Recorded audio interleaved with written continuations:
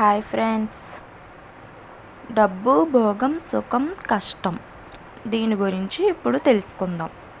డబ్బు, భోగం, సుఖం, కష్టం ఏదైనా శరీరానికే కానీ మనస్సుకు కాదు.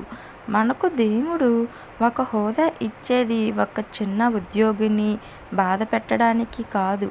అధికార దర్పంతో, ఒంట్లో పొగరుతో క్రింది వాడిని బాధ పెడితే పైన ఉన్నవాడికి తెలుసు వాణ్ణి ఎలా బాధ పెట్టాలో.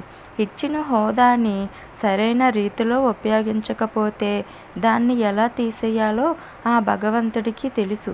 మనం చేసే వికృత చేష్టలు ఆయనకు తెలియదనుకుంటే అది మన అజ్ఞానానికి, అహంకారానికి నిదర్శనం.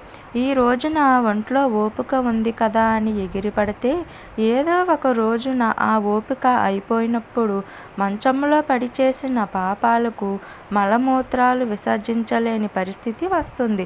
అప్పుడు గుర్తు వచ్చి ఏం లాభం? ఎంత ఏడ్చినా చేసిన పాపాలు పోలేవు కదా. ఎంతమందిని చూడటం లేదు మనం. అందుకే గురువుగారు ఎప్పుడు అంటూ ఉంటారు, దీపం ఉండగానే ఇల్లు చక్కబెట్టుకోవాలి, ఒంట్లో ఓపిక ఉండగానే దైవనామస్మరణ చెయ్యాలి, బ్రతుకుండగానే నలుగురికి మంచి చెయ్యాలి అని.